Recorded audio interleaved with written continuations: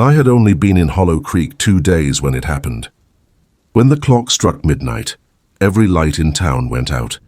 Every door clicked shut. Every voice went silent. At first I thought it was a blackout. Then through the silence, I heard it, the soft scrape of bare feet against the asphalt outside. I went to the window. Hundreds of figures stepped out of their homes, moving in perfect unison. Every man, woman, and child drifting down the street toward the woods. Their faces were calm, eyes half open like they were dreaming but still awake. And I swear to you, it wasn't sleepwalking. Whatever this town does every year, I'm the first outsider who's ever seen it. I'm a freelance journalist, or at least that's what I tell people. Mostly I chase stories that no one else will touch. Forgotten towns, local legends, places that slipped through the cracks of America. That's how I found Hollow Creek. It wasn't on any of the newer maps, not even on Google's satellite view. Just a faint gray line of highway cutting through farmland in the Midwest. I first heard about it from a trucker at a diner off I-80. He laughed when I said I'd visit, then got quiet. Just don't stay overnight, he told me. He said once a year the whole town goes dark. No lights, no cars, no voices, just silence. From midnight till dawn, locals from nearby towns confirmed it. Some said it was a ritual blackout. Others said it was penance for something that happened decades ago. The deeper I dug, the stranger it got. Police records listed a population of 312, yet no one could name a single resident. No businesses filed taxes, no mail delivered in over 5 years. It didn't make sense. So I packed my camera and my recorder and went looking for answers. I kept telling myself it was just another superstition, until I realized superstition might be the only thing keeping people away. When I pulled into Hollow Creek that Friday night, the first thing I noticed was the sound. The gas station sign hummed in the distance, but the pumps were dead, and every streetlight flickered once, then went out. I reached Hollow Creek 3 days before the night everyone whispered about. The road in was a narrow, cracked vein of asphalt cutting through dead farmland and half-bare trees. No welcome sign, just a rotting post with the letters HC, barely visible beneath layers of chipped white paint. Even miles from the highway, I could still hear that faint electric buzz, maybe from a power line, maybe from nothing at all. It lingered under the quiet like static in my ears. The population couldn't have been more than 200 or 300. Houses looked lived in, but not alive, blinds drawn. Yards too perfect. Cars spotless yet unmoving, as if no one had driven in years. Everyone I met was friendly but distant. At the dinner, when I asked about the quiet night, the man behind the counter froze mid-bite. "Don't bring that up," he said softly, before sliding my check across the counter and turning away. Every other local reacted the same way. Polite smiles, quick exits. The town itself felt trapped in amber. Hand-painted signs, rusted gas pumps, cassette tapes still on sale behind the counter. Even the air smelled faintly of dust and motor oil. By sunset, the streets glowed gold like a photograph left too long in the sun. I booked a small room above the general store run by an older couple, Marvin and June. Marvin kept glancing at the wall clock. June hummed a tune I didn't recognize. They were kind but careful, like every word they said was being measured. That night, as I unpacked, I heard faint church bells ring in the distance. Exactly at midnight. When I looked outside, the streets were empty again. The next morning, I checked the town bulletin board. Not a single church service was listed for the night before. Part of me wanted to leave right then, before I found what I was looking for, but the buzz never stopped. It just sank beneath the morning wind. The next morning, I started asking questions. At first, just small talk. Farmers, shop owners, a couple sitting on a bench outside the post office. Each time I mentioned the quiet night, their expressions changed. Some looked confused. Most looked afraid. The sheriff was the only one who'd actually meet my eyes. He leaned on the hood of his cruiser and said, "People around here don't call it that. It's just tradition." When I asked what kind, he shrugged. Best to let folks do what they've always done. Keeps the peace. Everywhere I went, the same answer, a wall of polite silence. It wasn't until I passed a small house near the edge of town that someone slipped. A boy, maybe 10 or 11, was drawing chalk circles on the porch steps.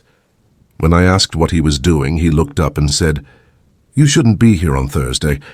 Before I could ask what he meant, his mother came out, pale, trembling, and pulled him inside without a word. That night, I went through every local record I could find in the library basement. Most years had blank pages around mid-October. No reports, no phone activity, no dispatch logs. Just 6 hours missing every year.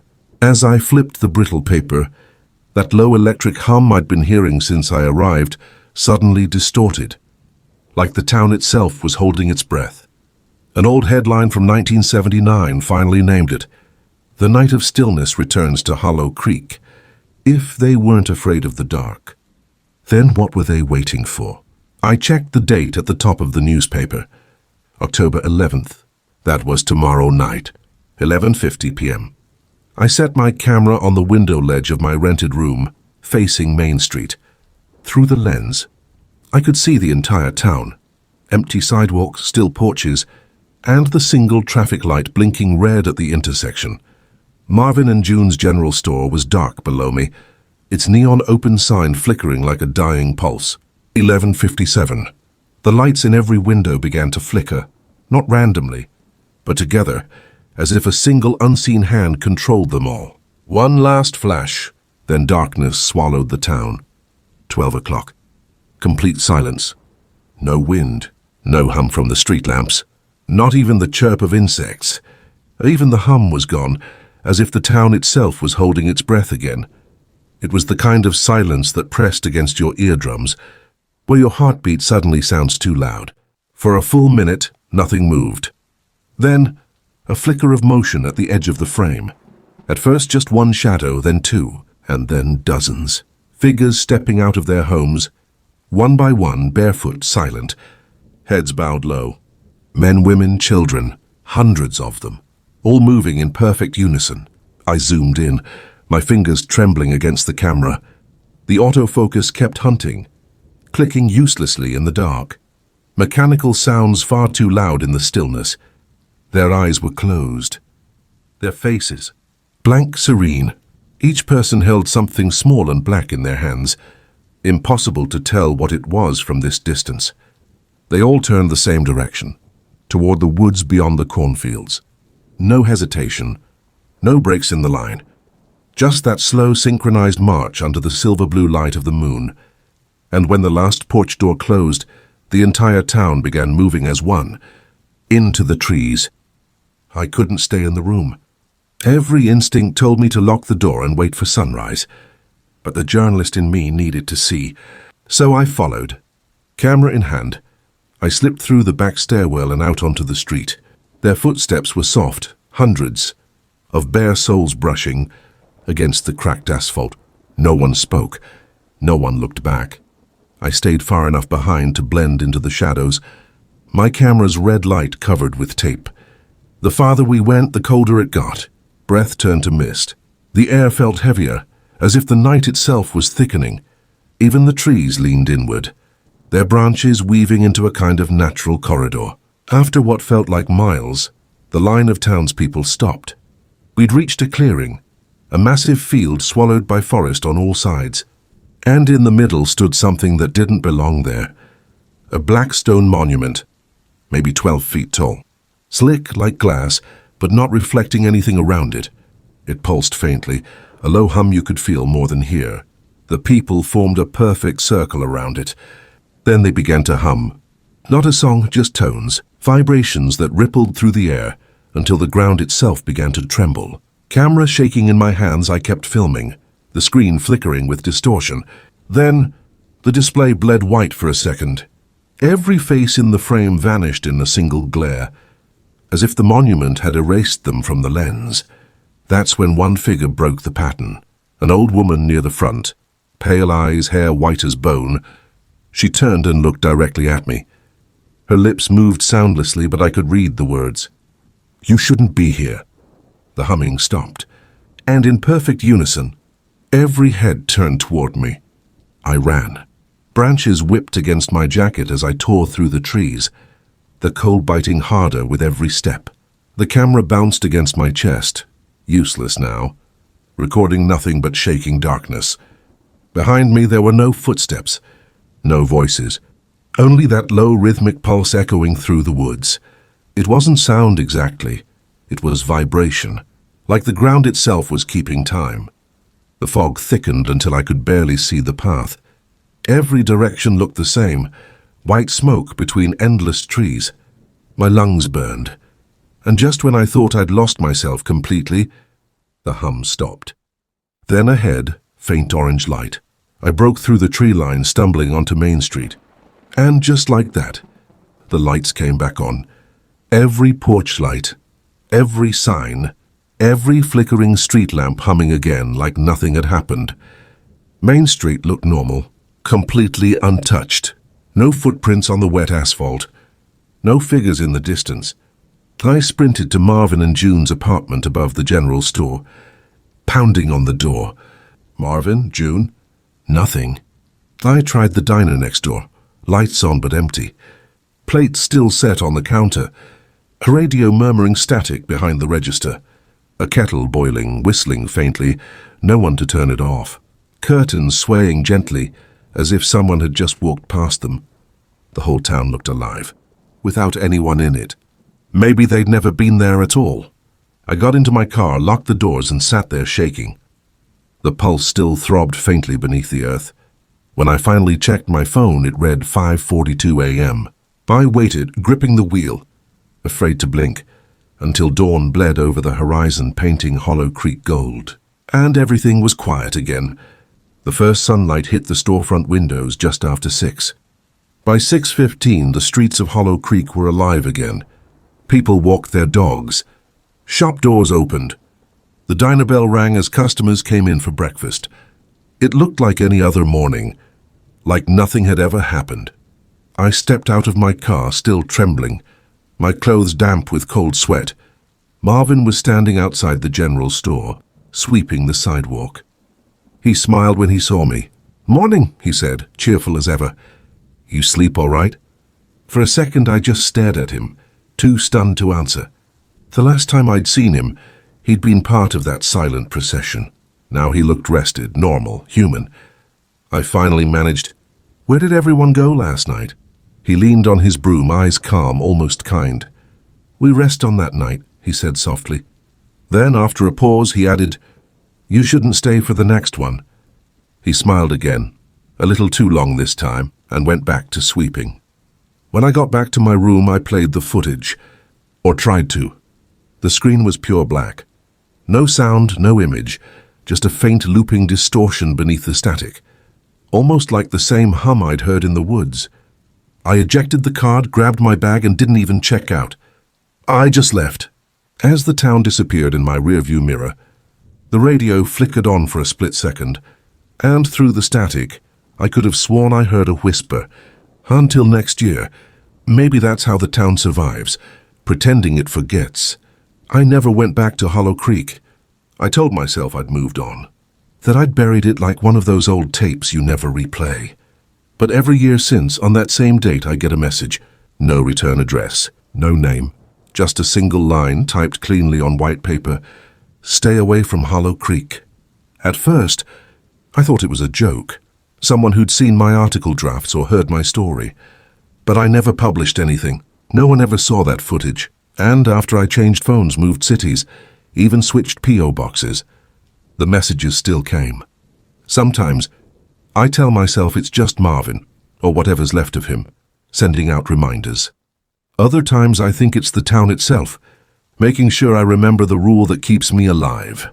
And maybe reminding me that forgetting is the first step back. Because if the night of stillness happens again, and it will, someone has to stay awake to see it. But next time, it won't be me. Every morning he was there. Same spot, same clothes. Right at the edge of the cornfield. From my porch, I could see him. A tall figure in a faded denim jacket and a straw hat. Standing so still, he almost looked like part of the scarecrow line. He never moved, never waved, never even seemed to breathe. Sometimes I swore I heard the straw shift in the wind, even when the air was completely still. At first, I thought he was just an old farmer, someone checking his crops before dawn. But he was there the next morning, and the next after that. Always the same, always watching. The strangest part? The townsfolk acted like he didn't exist. Whenever I mentioned him, their smiles just froze. I used to wave at him every morning, until the day he wasn't alone anymore. I'd only been in Maple Hollow for 3 days when I first saw him. The district had transferred me there. After a teaching position opened at the elementary school, most a quiet, rural town about 3 hours south of anything you'd call busy. The place felt stuck in another decade. Dirt roads snaked between wide yellow fields. The gas station sign still clicked as it changed prices, and every storefront downtown had that same hand-painted lettering that looked like it hadn't been touched since the 70s. Everyone was polite here, polite in that too-polished way, like each smile had been practiced for generations. They asked where I came from, what I taught, whether I was renting or buying. But when I mentioned my farmhouse near the cornfield, the air always shifted. The smiles stiffened. Someone would cough or glance at someone else before changing the subject. The house itself was small but comfortable, creaky floorboards, thin curtains, and the faint scent of soil even when the windows were shut. From my kitchen window, I could see straight into the cornfield that stretched for miles, waving like an ocean of gold under the wind. Even from inside, I thought I could hear the corn breathing. That first morning, I stood there with a cup of coffee, watching the sunrise break over the stalks. That's when I saw him, a figure standing near the tree line, tall still, facing town. At first I assumed he was a farmer, checking the irrigation lines. But when I blinked, he was still there, completely motionless, like he'd been waiting for me to notice him. He was there again the next morning. By the end of my first week, it had become part of my morning ritual. Wake up, make coffee, pull the curtain aside, and see him, always in the exact same place, right at the edge of the cornfield. He never moved, not once. From sunrise until sunset, he stood there like time itself forgot to touch him. By the second week, I started tracking the pattern. The exact minute he appeared, the exact moment he was gone. It was always the same, 6:02 a.m. to 8:37 p.m., like clockwork. Some mornings fog would crawl across the field, thin enough that I could still make out his outline. A hat, broad shoulders, a faint blue tint from his denim jacket. I bought a cheap pair of binoculars from the general store, thinking maybe I'd solve the mystery myself. Through the lenses I could see more detail, cracked leather suspenders, dirt caked around his boots, and a weathered straw hat pulled low over his eyes. Only there was something off about that stillness. It wasn't just a man standing still. It was like watching a photograph breathe. Sometimes, when the wind died, I thought I heard it again, that faint sound, like the corn itself was breathing with him. I tried bringing it up in town a few times, at the post office, the dinner, even at school during lunch with the other teachers. Each time the reaction was the same, polite confusion, a smile too quick, and some version of the same answer. "Oh, that's just old Henry, don't worry about him." Every single person said it the same way, word for word, like it was rehearsed. I didn't even think to question it at first, until I asked who old Henry was. The waitress at the dinner froze. Her hand stopped mid-wipe across the counter. "Old Henry's been dead 15 years, she whispered. Then she smiled again, just like the others, and walked away. I couldn't stop thinking about that name, Old Henry. Every time I looked out at the field, it sounded like the corn whispered it back to me. On Saturday, I drove into town and stopped by the library, one of those tiny two-room buildings that smelled like dust and yellowed paper. The librarian was an older woman, friendly enough until I mentioned Henry's name. Then her smile flickered. She told me the local records were outdated, but pointed toward a metal filing cabinet in the back. It took me less than 10 minutes to find it. A newspaper clipping dated October 12th, 2005. The headline read, "Local farmer found dead in his field after harvest accident." There was a black and white photo printed below it. A man in denim overalls, straw hat tilted low, smiling faintly at the camera. Even in faded ink, I recognized him instantly. It was the same man standing in my field every morning. The article said his name was Henry Mathers, age 58. Died alone when an equipment belt snapped and caught him beneath the combine. No next of kin. Buried on site according to his wishes. His land now left to the town. When I left the library, I tried asking a few older residents about him. Each conversation ended the same way. A short pause, a quiet sigh and a whisper. He still watches the crops. That night I couldn't sleep.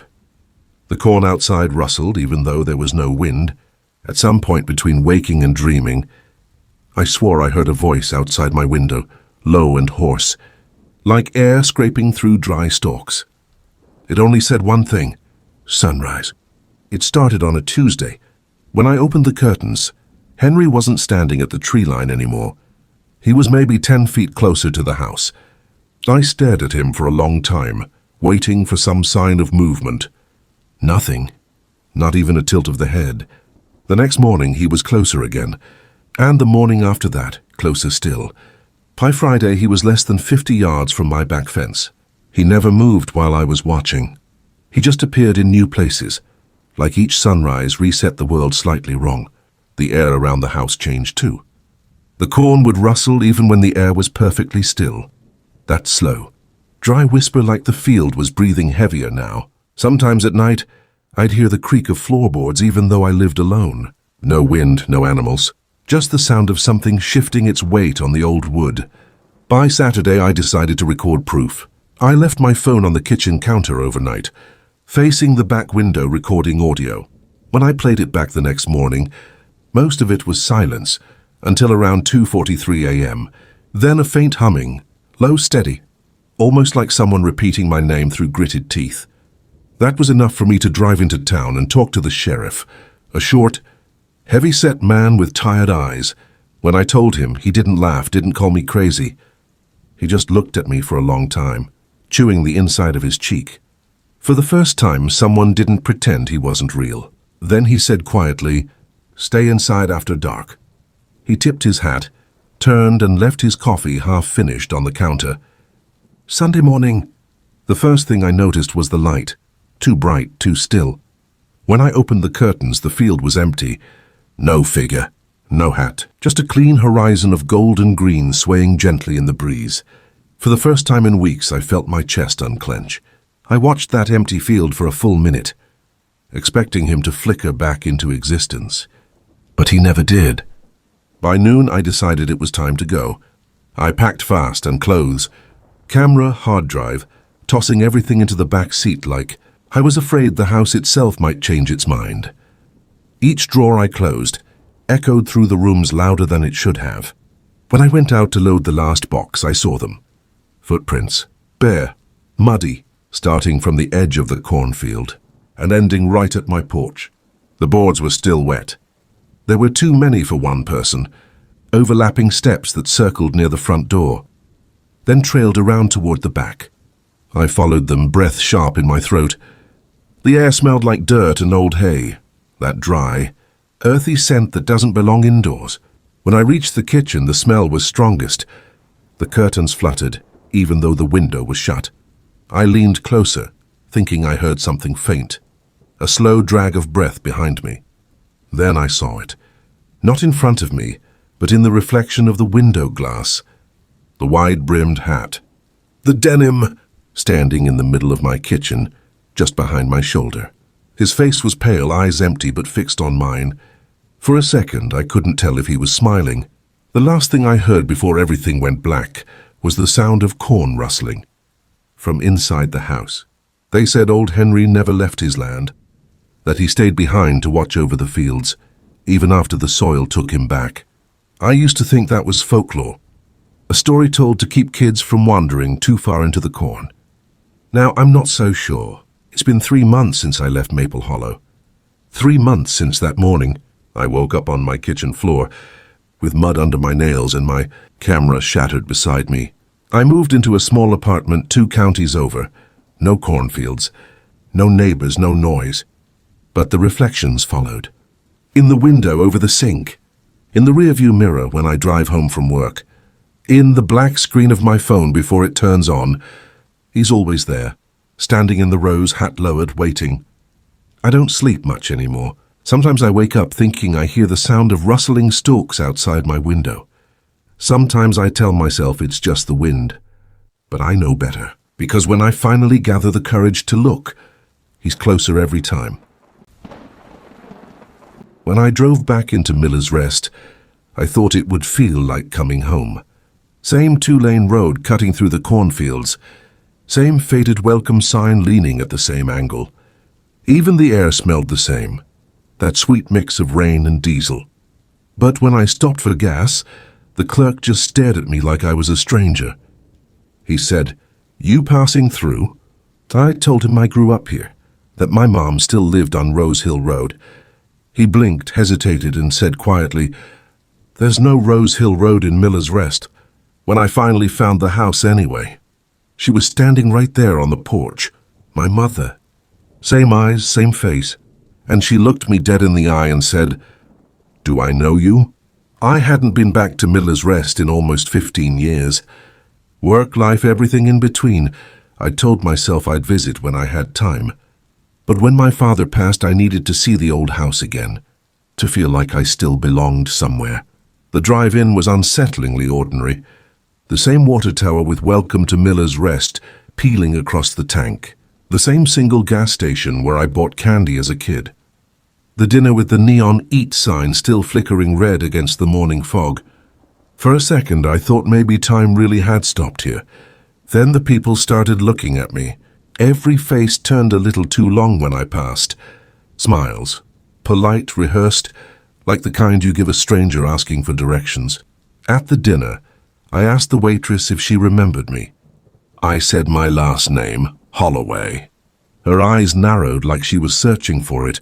Then she shook her head and said, "Sorry, honey, don't think I've ever heard that name before." I laughed it off, but my stomach turned. I drove to the old house on Rose Hill Road, the one my parents built.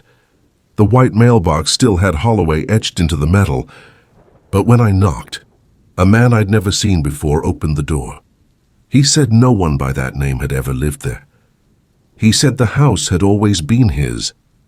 When the door closed, I just stood there, staring at my own name fading on that rusted mailbox. That's when I decided to stay the night. I wasn't leaving until I found out what happened to Miller's Rest, or to me. By the second day, the nostalgia started to rot. I drove past Miller's Rest High, or what was left of it. The front lawn was overgrown, the signboard letters scattered in the dirt. The gym doors were chained shut, but I could see the old trophy case through the cracked glass. The rows were all still there, except for the one section where my name should have been. The metal plates had been pried off, leaving only screw holes and a faint outline of missing letters. Inside the town hall, a single fluorescent light buzzed overhead as I asked for public records. The clerk scrolled through the registry, squinting. "No Holloway," she said. "Not since the 1940s. I told her that was impossible. I was born here in 1988. She stopped typing. Didn't look up. Just said, "Must be a different Miller's Rest then," and printed an empty form for me to sign. By sunset, I was back in my motel. I pulled the blinds, trying to convince myself it was all just a clerical mess, small-town incompetence, whatever. But then I found my high school yearbook, page after page of faces, everyone I remembered, until I reached the class photo. Right there between Daniel Harper and Mark Connolly was a blank space. No face, no name, just the faint impression of where my picture used to be, like someone had pressed a finger into wet ink and wiped it clean. That night I couldn't sleep. Around 3 a.m. I heard voices outside my window, soft, low, like a crowd whispering through the walls. They were saying one thing, over and over. "Who's Holloway?" When I looked out, the street was empty. The next morning I went to the library, the same one where I used to spend summers reading ghost stories in the corner booth. It smelled the same: old carpet, yellow paper, faint mold from the basement. Even the librarian looked familiar. I didn't remember her name, but when she looked up from her desk, she smiled like she did. "Well, I'll be damned," she said. "You've gotten taller, Jason Hollow." She froze mid-word.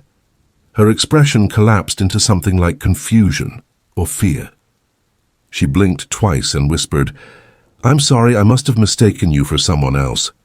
Before I could respond, every light in the building flickered and went black. The hum of the ceiling fans died. A muffled click echoed from somewhere deep in the stacks. I used my phone flashlight and made my way to the archives. The microfilm cabinet was still there, dusty but intact. I loaded a reel marked 1990 to 2000 and began scrolling through the tiny glowing text. Birth announcements, farm auctions, obituaries, then gaps, torn strips where entire months had been ripped out. When I reached 1998, I finally hit something intact. One yellowed headline still preserved on the reel. "Miller's Rest declared closed town. All residents relocated by order of state authorities." The article was dated October 12, 1998. My throat went dry, because I remembered living here in 2008. I remembered my graduation, my father's funeral, the diner that still served me coffee last night. But according to this, Miller's Rest had been gone for over 25 years. Somewhere in the dark, the old microfilm projector began to hum again. Its lens flickered on by itself, reflecting something moving behind me. It was sometime after 2 a.m. when the knocking started. Soft, deliberate, 3 times. Not the kind of knock that asks for attention, the kind that already knows you're awake. I sat up in the dark, heart hammering. For a few seconds I thought maybe it was the pipes, or the night clerk, or just another dream. But then came the second set of knocks. Slower this time, almost patient. When I opened the door, the air outside felt thick, the kind of stillness before a storm. And the entire street as was full. Dozens of people, men, women, children, every face I'd grown up with. Every neighbor who'd smiled at me once, all standing shoulder to shoulder in total silence. Their eyes were white, not glowing, just empty, like film reels overexposed to light. At the front of the crowd stood my mother. She looked younger, almost how she did before my father died. Her head tilted slightly as if studying me, and then she whispered, her voice carrying like wind through the corn, "You shouldn't have come back. We finished forgetting you once." The words hit like static in my chest. Behind her, the crowd began to move, not walking, just shifting like one slow tide pushing forward. The motel lights flickered once, twice, then went black. I slammed the door and bolted for the back window. The hum was back now, louder than ever, rattling the glass as I shoved it open. Outside, fog was pouring through the parking lot, swallowing the road. I ran for my car, started it shaking, headlights slicing through the white haze, and as I drove off I saw them in the mirror, still standing in the road watching me disappear into the fog. I've spent the last 2 years trying to find Miller's Rest again. Every map, every back road, every county line, it's gone. The spot where it should be is just empty plains, tall grass, no foundations, not even the cracked asphalt of old roads. GPS says there's nothing there but farmland. But sometimes on long drives, I'll catch a glimpse of something on the shoulder. A wooden highway sign. White paint peeling, the words half faded. "Welcome to Miller's Rest, population 1. Every time it's in a different place. Once near Omaha, once in Kansas. Last month, I saw it off I-70 at 3 a.m. And for a split second, the fog smelled like diesel and rain. I pulled over to take a picture, hands shaking. But the camera wouldn't focus. The screen flickered once, then froze. And when I looked back up, the sign had changed. Underneath population 1, someone had written my name in dripping black paint. Jason Holloway. The wind picked up. I could swear I heard the faint hum again. That same sound from the night the town remembered me, and then forgot me again.